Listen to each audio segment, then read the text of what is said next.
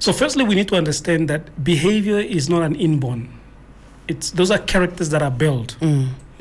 Somewhere along the line, it's something. You must have an influence to act in a certain way, depending on your environment. This afternoon, welcome back to 99 FM. Thank you so much. Thank you so much.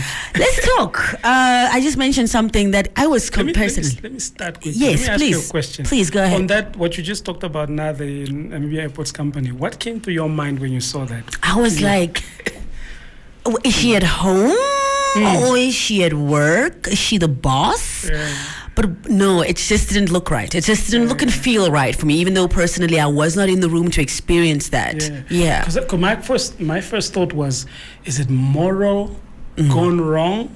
Or is it work ethic and induction process in the workplace gone wrong? So you look at it from that angle.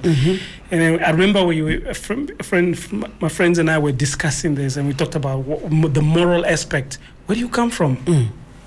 That's the morality. And when you get into the workplace, how are you inducted? What is the induction about? Do you know this is wrong? Because that's when moral and so obviously there are people that that would defend her from a moral perspective, and there's one would defend her from a work perspective. Maybe she was tired. Maybe she wasn't working that time. We can have this conversation. We can certainly have this conversation. But just to bring our listeners around, can you give us a brief introduction to yourself as well as to Let's Work CC and what it's all about? Yes. So I represent a company called Let's Work Commercial Group, where we basically focus on training and development, specifically on work ethic. We facilitate training. We talk about it. I write about it. Basically that's what, in a nutshell, that's what Let's Work does. Okay. And we've been in existence now for 2 years, it's going to 3 years now, 2019. Oh my goodness. And it's been a journey and a half in Namibia. I mean, that's what we're talking about, this service now. Absolutely. And that's exactly what my next question is all about. Well, not exactly the same situation, but when we find rude or difficult employees, especially in frontline jobs, the first thing we do is blame them for their behavior. Again, the moral, is she supposed to be doing this, whatnot. What would you say are some of the contributing factors to this kind of behavior in the workplace that is providing service to the larger public? Yeah, I think first of all, we need to, when somebody does emotions first of all, human beings are human beings. You will have people with different emotions, but in different angles, I feel like at times we don't know how to adjust our emotions from a environment where you are in and what is really expected of you. So if you get rude service, for example, from a client, whatever, there could be different reasons why. But as a customer, we don't care. As a customer, I don't want to know your mom died. It's not. It's rude to say it, but expected.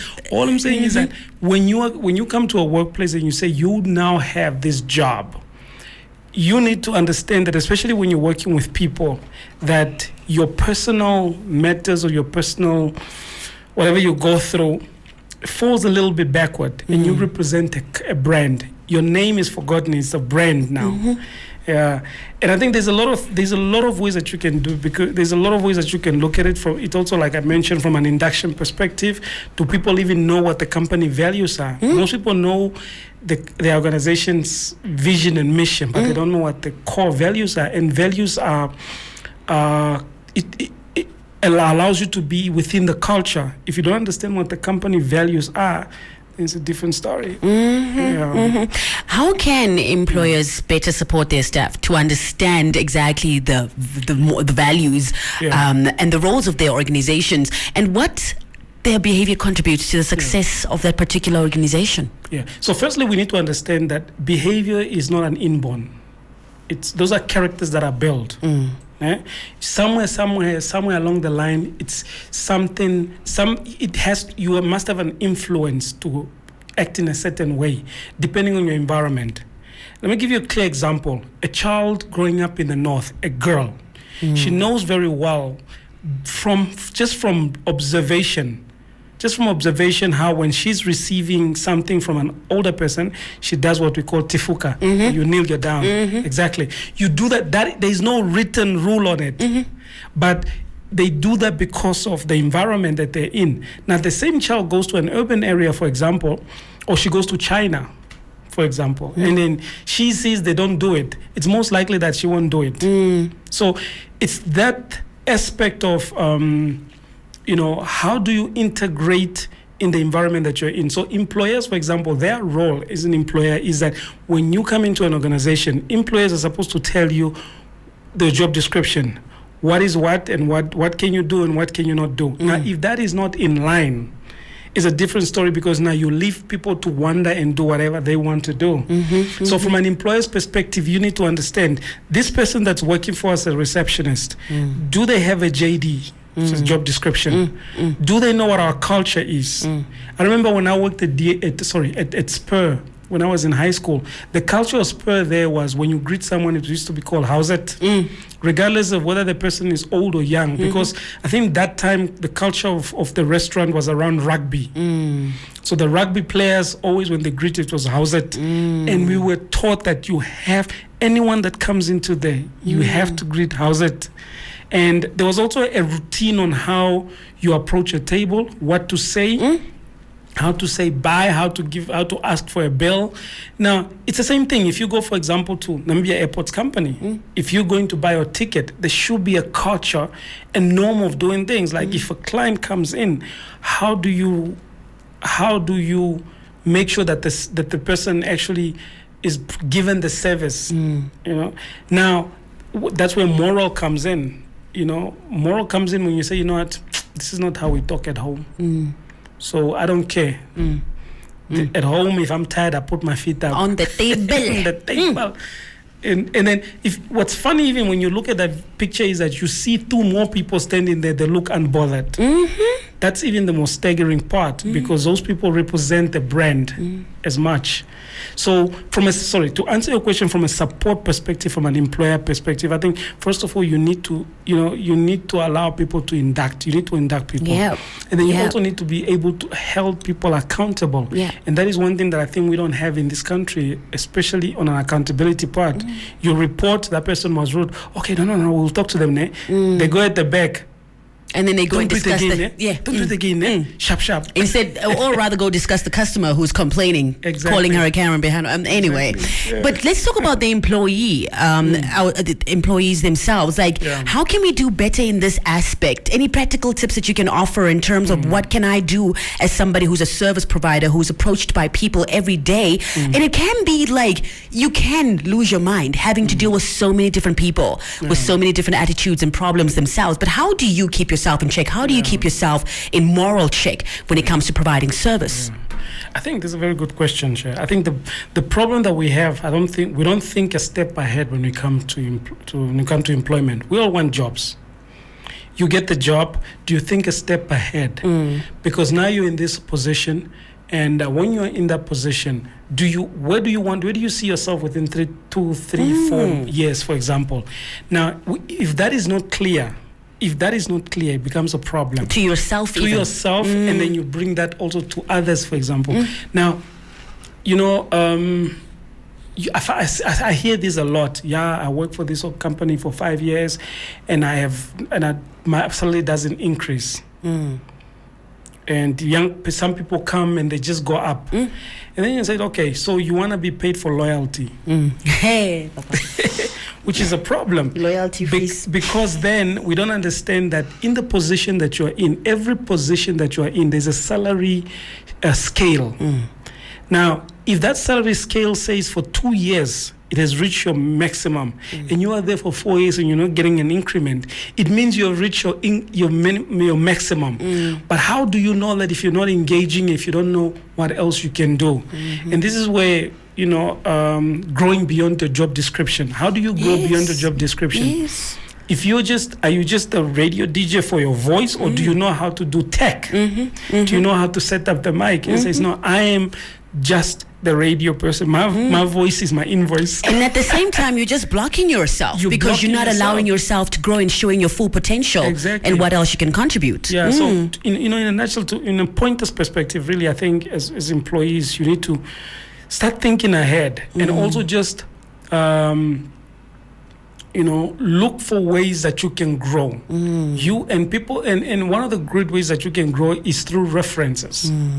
If you provide a good service and people are able to talk good about you, you get offered opportunities. Okay, most people that have done so well, that are always smiling, people come and say, you know what, you fit in accounting, you fit where. You're doing so well in this. Really? Yeah. Yeah, but there's no one pointer, but that's just one. Yeah. There's no too many points, but this is just me blaring out in a lot of ways of how you can. Yeah.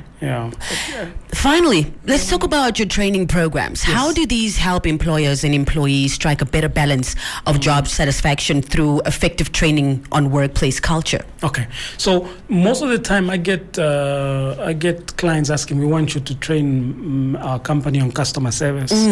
So the first thing I do is, okay, fine, let's do an analysis, an assessment. And then as you do an assessment, you then realize that the problem is not service, the problem is communications.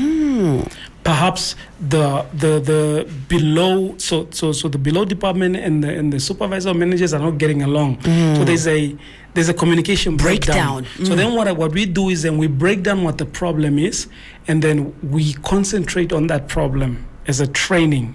Obviously with return on investment there, where we promise that this is what's going to happen should we do ABC. So now when that happens, when we do our training is basically on mindset overview. We give the employees, we don't tell you what to do ABC. Come in, make coffee, do this. No, we tell you as an employee from your mind perspective, once you train, this is what the work expects of us. This is what the world expects of us. Now, that's why we involve managers and supervisors. They are the implementers. We just open the mind and give you options. Yeah, it has been pretty good. It has done very well. I think that the demand is there, and I think a lot of our people, the mind has always been narrow, because we come from a culture of do as I say. And this is now from pre-colonial. Do as I say. So now you come to work with that perception and say, you know what, I am a receptionist. And then if somebody asks, can you please come make us coffee, Popyeni, and share, have an interview? Says it's not in my job description. It's not my job. It's not my job. It's not my job. It's not my job. Yeah. So our training is now allowing you to grow into mind to say, how can you grow within your job?